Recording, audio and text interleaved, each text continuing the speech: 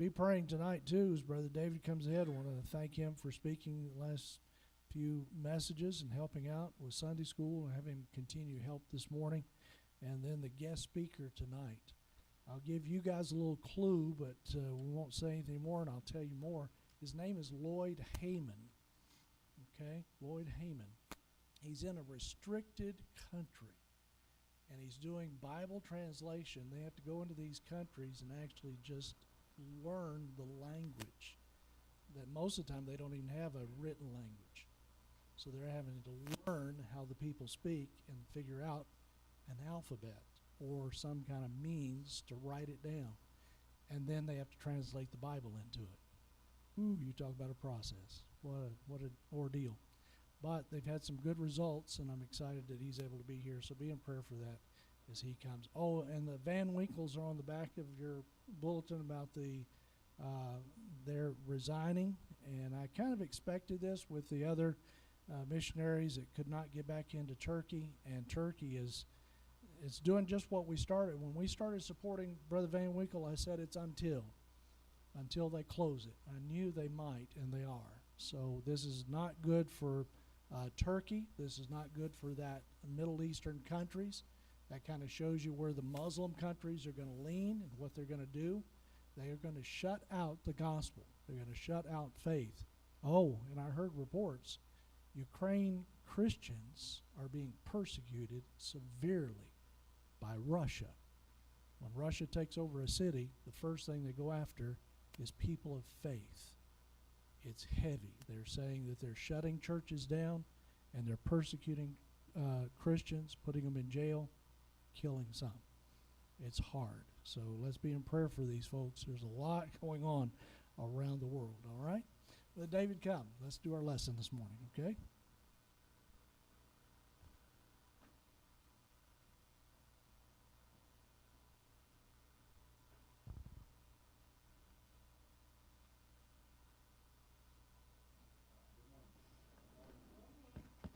I think it's on, right? Y'all thought you got rid of me, didn't you? No, you don't have to deal with me after the Sunday school hour, so that'll be good. It's good to have Randy and Sister Becky back. I was asking about that trip through Alabama.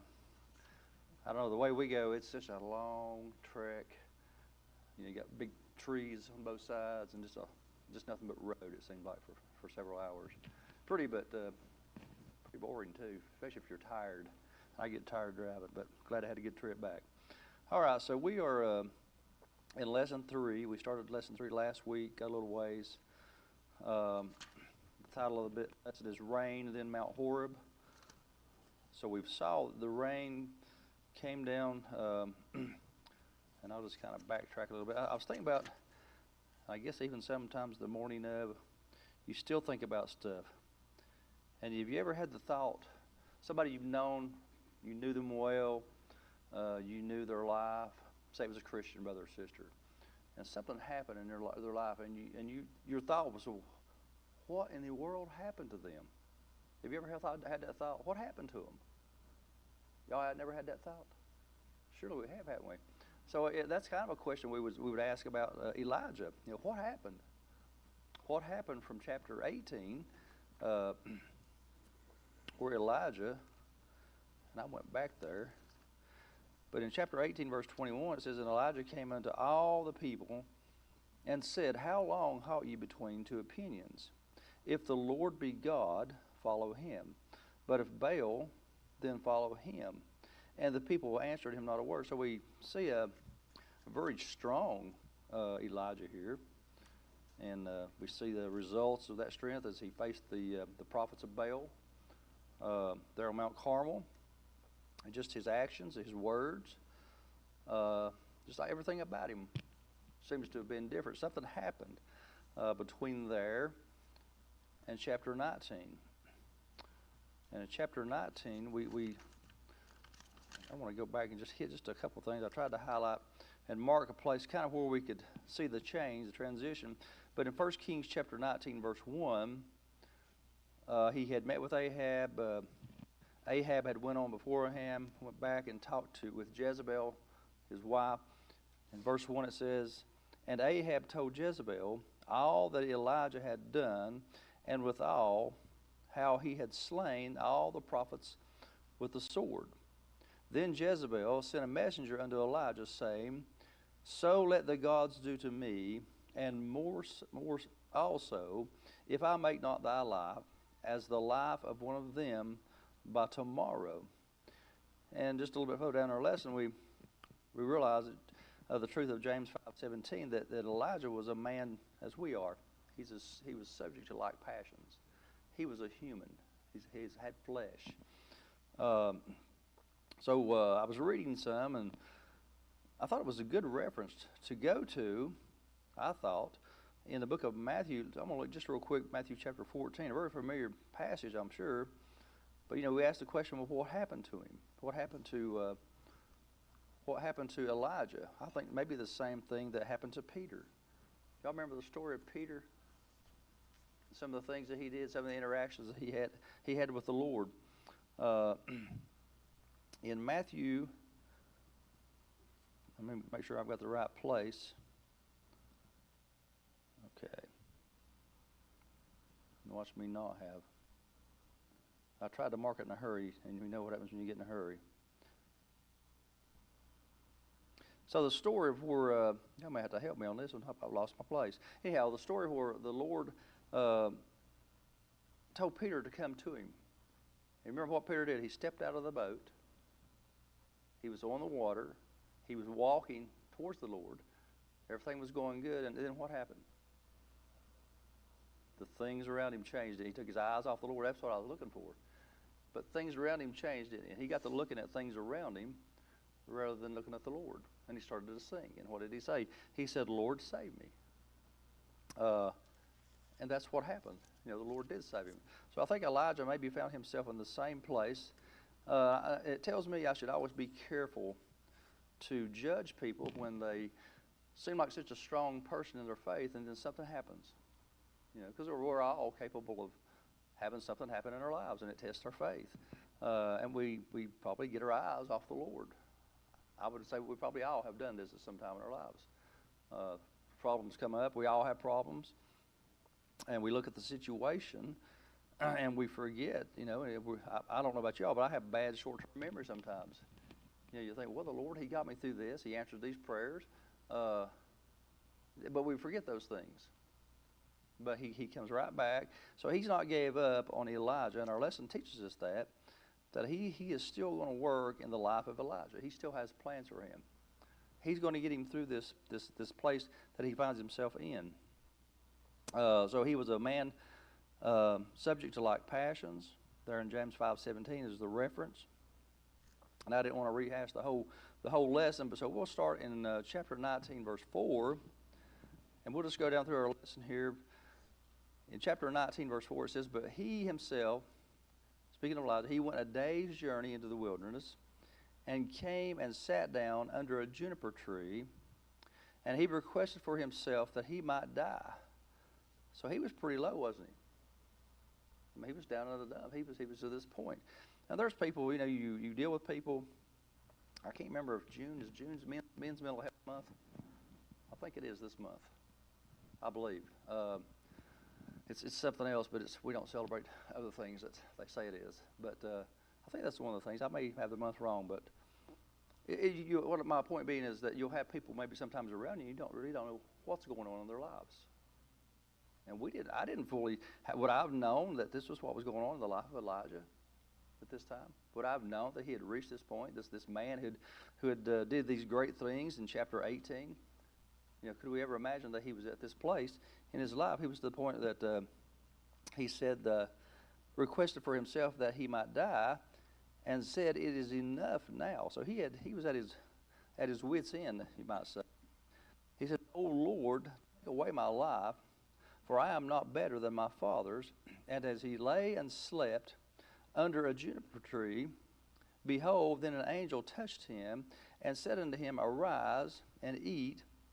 And he looked, and behold, there was a cake baking on the coals, and a cruse of water at his head.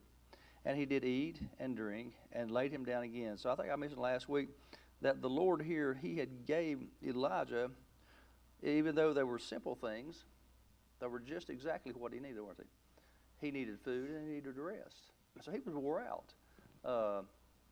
One of the commentaries I'd read, he was overworked, he was overstressed, he was all these over things. So he needed this, and the Lord knew exactly what he needed. He provided him food, he provided him rest, and he provided him a means for that through the angel. But so he had requested to die, and our lesson talks about how that sometimes not sometimes, but always, wilderness experiences are tough, and when you're in those things. But we see how God dealt with him. He dealt with him in a very gentle way, didn't he?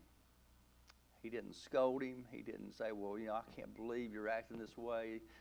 After you've seen how I've done and helped you conquer in chapter 18, he didn't do any of those things towards him. But he gave him what he needed. He gave him food and water and rest. And our key verse for the lesson was in Psalm 9:9. The Lord also will be a refuge for the oppressed, a refuge in times of trouble. Well, surely Elijah was a time of trouble in his life. So we all go through times of trouble, don't we? So I'm going to get you all to participate one way or the other. At least look at me and smile, okay? I get that out of the folks at Brookdale at least. I think sometimes they laugh at me, but especially about my age, right, brother? Yep, Miss Sarah told me, I'll tell you, she told me don't ask, lesson learned, don't ask folks here certain questions. Because I had a birthday and I asked, how old do y'all think how old do I look or something? One lady said 68. I thought, wow.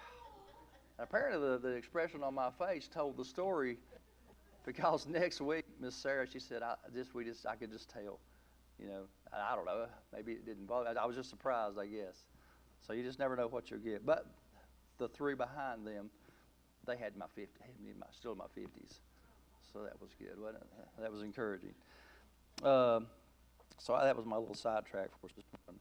But that being our key verse, that the Lord also will be a refuge for the oppressed, a refuge in times of trouble. So it's good. It's good for us believers to know that we have a place that we can go. Sometimes we need to be reminded, don't we? Sometimes it's an individual that reminds us, and sometimes it's just the gentle hand of the Lord. He kind of reminds us. When we think, well, he's going to rebuke me, he doesn't rebuke me. He helps me. So there in verse 7, it says, and the angel of the Lord came again the second time. So the second, and touched him, and arise and eat, because the journey is too great for thee. Boy, that was true, wasn't it? I mean, I thought that's just a wonderful, that's something you would put on the wall, almost. The journey is too great for thee. So any journey away from God or God's will is always too great for us. What does it do? It exhausts us, and it wears. I can't say anything bad towards Elijah, because you realize what he had dealt with, what he had been through. I would say he was probably as surprised as anybody. Thinking, well, how did I get in this position? But there he was. But the Lord was there for him. So the Lord was true that he was his refuge, and God showed him his patience and his kindness and how he was dealing with him.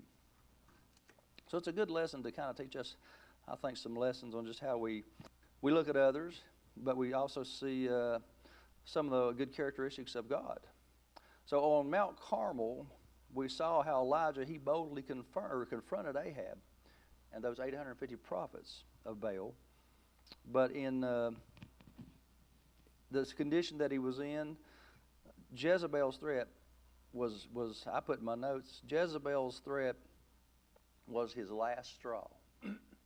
It was the last thing that he could handle at that time, and it was. And y'all ever had your last straw? If you got kids, I know if you've not had that last straw, you've been right on the verge of that last straw. I'd say, Brother Luke, after diaper number 31, maybe he was getting close. I don't know. But no, when you have children, but sometimes, but here at Elijah, I believe he was at his last straw. And that threat, and he knew she wasn't kidding. I mean, she was serious. And that's the way the devil is towards us. He's very serious, and anything he can do to harm or hinder, I believe, a Christian, he'll do it. He'll send his agents in some way or form to carry that out. and we had to keep our eyes on the Lord. So God would do that. He's going to work it all out for Elijah's good. So we know that Elijah is on his way to Mount Horeb. In verse 8 of chapter 19, it says, and he arose and did eat and drink and went into the... Now notice this here. Boy, this is something here that's just... As I read this again, I thought, wow, what did he eat? What was in these cakes that were prepared? Because he went in the strength of the meat 40 days and 40 nights. That's something, isn't it? I mean, think about that. You know, I like them protein bars every now and then. My start day don't do me that good. So the Lord really provided the means that he needed and the strength that he needed, and 40 days. Unto Horeb, the mount of God. So the lesson, it calls it angel food. It says, after Elijah ate angel food, he regained his physical strength, which sustained him 40 more days. In Scripture, the number 40, and I'd have to look back at my hermeneutics, but Brother Randy, you had to tell me, the number 40 represents testing. I believe that's true, isn't it? Now, we went through all the different numbers and what the meanings or what they in relation to in Scripture. So for 40 days, so he was tested, wasn't he? But apparently God gave him the ability to pass the test. And the same with us. He gives us the ability to do what we need to do. This microphone, is it? Seems like it's going in and out. So I'm trying not to touch it, but I'm going to take this out and let it, no touch. See how that does. It may be me. I think we've got a little issue with it. So he is going to Mount Horeb, and God knew what was ahead. He was preparing Elijah for it. Horeb being the Mount of God. Now the distance, and I don't have the map up here, but it tells us that it was 200 miles south in the Sinai Peninsula. So he's got to travel another 200 miles. We know he's already traveled at least 100 miles to get to where he was at, and he's got to travel another 200 miles. He ran. And I tried to find, I know years ago our preacher had said that Elijah was of the Tishbites. And we can tie it to a city that they think may have been where it came from, the city of Tishba. But they talked that they were runners. They were just known for their running ability. I couldn't find that reference. But I thought, well, if that's true, then Elijah was living proof of that. You know, they had that great ability to run, or that endurance. So he had another 200 miles to travel to where God would have him to be. So we go on in chapter 19, verse 9. And again, our lesson, I'm glad that he keeps putting this as the header. He says, not out of God's care. So again, Elijah has stayed in God's care the whole time. And the same with us. We have somebody watching over us. We're kind of in God's ICU at times, aren't we? We may not know all the situation, but we've got somebody that's caring for us, that's coming in, that's checking on us, that's taking care of us. And he does. So 1 Kings 19:9 says, and he came thither unto a cave, and lodged there. And behold, the word of the Lord came to him, and he said unto him, now notice what he asked the question. He says, what doest thou here, Elijah? So God is gradually getting Elijah to think for himself sometimes. I think he has to do that for us, doesn't he? He has to help us along to get ourselves kind of, he doesn't just do it for us. Maybe that's the way to say it. He helps us kind of, well, okay, what am I doing here? You know, ask questions. You know, it's like kids, you know, why did you do that? You know, what are you doing here? And he's asking that question here. And he gives his answer. And it says, and he said, I have been very jealous of the Lord God of hosts, for the children of Israel have forsaken thy covenant, thrown down thine altars, and slain thy prophets with the sword. Now notice what he says here. He's incorrect, but this is where his mind is. He says, and I, even I only, am left, and they seek my life to take it away. So one of the questions, that question, what doest thou here, Elijah?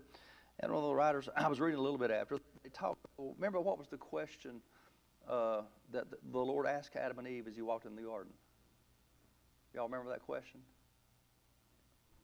where art thou? That's kind of the same question he was asking Elijah. Where art thou? Why are you here? So again, I think he wants us to think. And I thought that was a good reference that they went back to. Where art thou? What are you thinking? What's going on in your mind? So I think he's allowing Elijah to kind of get back on track himself. He asked that question, what doest thou here? And I think this brought Elijah's attention back to why he left Beersheba. And again, it references the question there in Genesis, where art thou? So Elijah, he seems to have left God's will, and he pities himself. But he was not out of God's care again. So that point, he's made this point several times in this lesson. It's easy to get sidetracked, isn't it? Because we start looking on the outward, and it can be discouraging sometimes. You think, I don't know, I've been in situations, I think, how in the world, first thing that comes to my mind, how am I going to get out of this? How am I going to fix this? I mean, I bet we all have been in those situations, have we? And that's our mind. We suddenly find ourselves in a box. What am I going to do with this? So I'm trying to get this. I guess it's a lesson kind of something that's applicable to even our own lives. How we live our lives, but also we want to see the story as it's told here in the Bible. So again, he thinks he's the only one that's been left to serve God, and he thinks that they're out to kill him. But God, again, he deals with him. How does he deal with him? Here in chapter 19, verse 11, it says, and he said, go forth and stand upon the mount before the Lord. And behold, sometimes I think he's telling us to be still, isn't he? I think it's what he's telling Elijah here. He said, just do what I say and just be still and just listen. Stand upon the mount before the Lord, and behold, the Lord passed by, and a great and strong wind rent the mountains, and brake in pieces the rocks before the Lord. But the Lord was not in the wind. And after the wind, an earthquake. But the Lord was not in the earthquake. And after the earthquake, a fire. But the Lord was not in the fire. And after the fire, a still small voice. And it was so, when Elijah heard it, that he wrapped his face in his mantle, and he went out and stood in the inner end of the cave.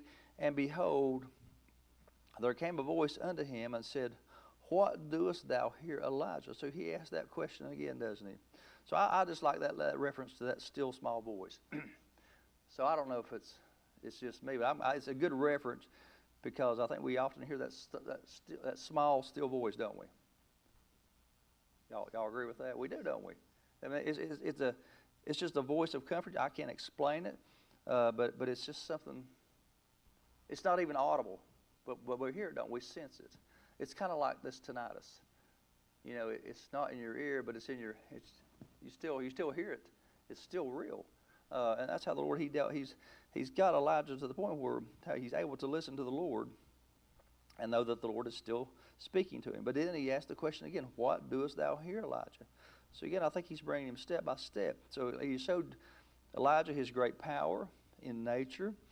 He was not in the wind. He was not in the earthquake. He was not in the fire, but he was in that still small voice. So God's ways are not our ways. We look for signs sometimes. And sometimes I think instead of looking, we need to be listening, don't we? We've got 2 ears. We should listen. I know we have 2 eyes, but we should listen double. So God again, the second time, asked Elijah, what doest thou here? It made Elijah realize that God had not led him to Mount Horeb. It was his idea. So sometimes we think, well, I'll do this or that, and that'll be the answer, but that's not always the truth, is it? So God reassures Elijah with a very powerful display of nature. And again, another heading here in the lesson, again, he references how Elijah is still not out of his care.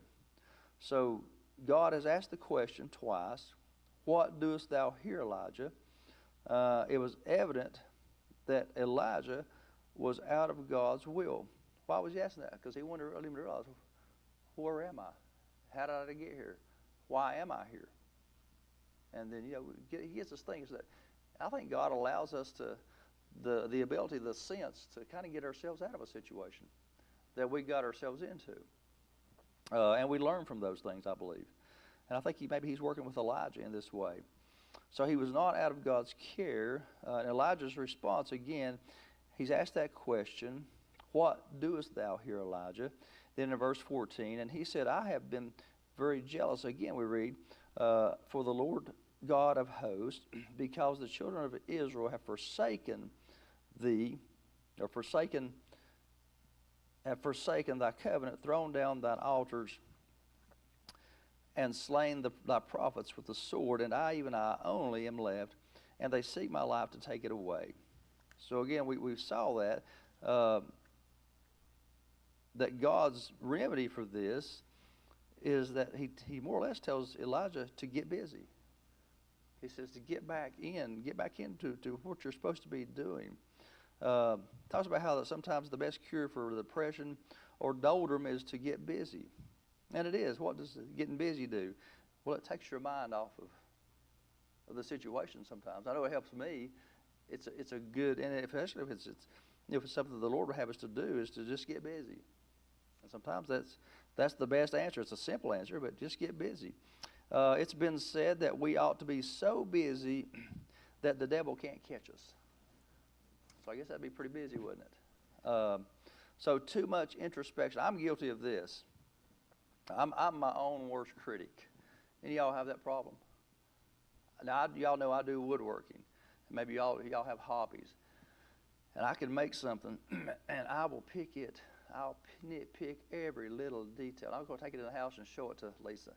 And she'll say, oh, that's wonderful. I'll say, yeah, but this, that. She says, what are you talking about? It's perfect. But I don't think so. So we can pick ourselves apart, and sometimes that could happen. That could have very well happened with Elijah here. By being idle, we'll sit and pick ourselves apart, and we just need to move on, don't we? We just need to move forward. That's hard to do. I'll be the first to admit that, but it is. But our lesson talks about too much introspection or analytical thinking about oneself usually breeds defeat, not victory. I think there's a lot of truth in that. So God had showed Elijah his great power to restore his faith. Well, faith in who? Well, faith in God, right? He wants him to get his eyes off of Elijah and his eyes back on the Lord, just as what Peter needed, to get his eyes off the surroundings and get his eyes back on the Lord. And that's really the biggest tool that the devil has, is just to distract us, isn't it? To get us unfocused, to get our eyes where they don't need to be. So it says, the Lord, in verse 15, and the Lord said unto him, Go return on thy way to the wilderness of Damascus. And when thou comest, anoint Hazael. So he's given him some work to do, isn't he? He says, anoint Hazael to be king over Syria. Then he says in verse 16, and Jehu, the son of Nimshi, shalt thou anoint to be king over Israel. And then he says here, now maybe this was kind of surprising, but he says, and Elisha, the son of Shaphat, of Abel Malo, I can't say some of these names, but there in verse 16, he says, shalt thou anoint to be prophet in thy room. Well, who's Elijah? Elisha. What's his role going to be? He's going to be the successor to Elijah, isn't he? So God already had this plan's already laid out, and Elijah is able to be a part of that. So God was saying, forget your own fears and get busy. He's saying, I've got a job for you to do. Go to the wilderness of Damascus, do this, anoint the new king over Syria, then go to then anoint a new king over Israel, and then anoint a new prophet to replace you. So again, God's not done with him. I think it was George Whitfield, I think I shared with you all, I think it was a comment or a quote. He said that we are all immortal until our work here is done. I think it was Whitfield that said that. And it's a good quote, isn't it? We are immortal in our work for the Lord until we're done, until he's done with us. I think that's the same truth here for Elijah. We know we'll catch that in future lessons. So he's got a job for him. This probably shocked Elijah, anointed prophet, to take his place. So that would have to bring up some, well, what's going on here? But he was to anoint Elisha that was going to replace him. So he needed to get up and do God's business and not dote on his fears. Then the last part of our lesson is God still works.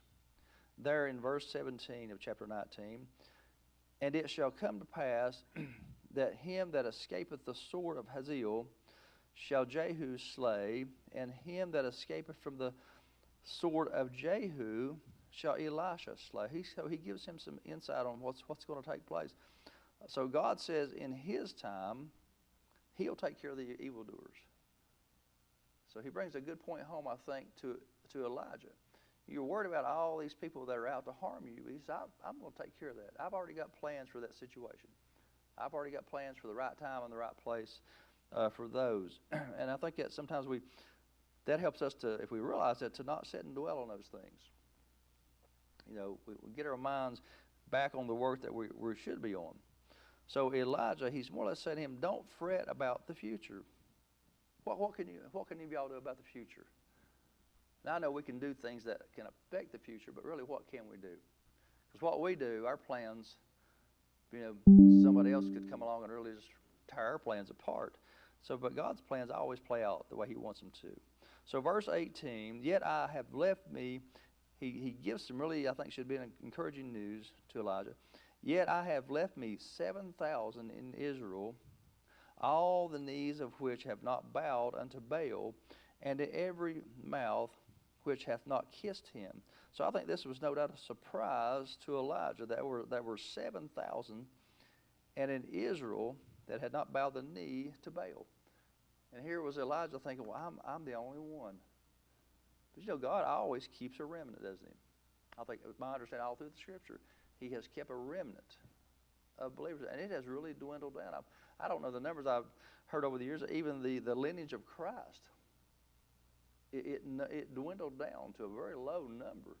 But God, he maintained that remnant, that lineage would continue on. So we may look at some times and say, boy, there are dark times, but God has got it under control. So there's no doubt that, this no doubt caused Elijah's faith to grow, again, when he thought he was the only one left to serve the Lord. But God always has a remnant of true believers, even today, and he does today. You know, I worry, I do, I'm concerned sometimes, you know, what's going to happen to the church, you know, in the next 10 years? What's going to happen to our church in the next 10 years? And I think those are fair questions that we should be concerned over. What is going to happen to the church, you know? Getting people saved and seeing the church continue on. We're not going to continue on, are we? Except the Lord come back. But the work has to continue.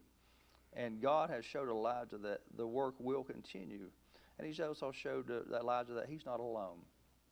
So I'll stop there. Unless Brother Randy says otherwise, they'll pick up next week, chapter 4, Elijah and Naboth's vineyard. And that's a very interesting story. All right, thank you all.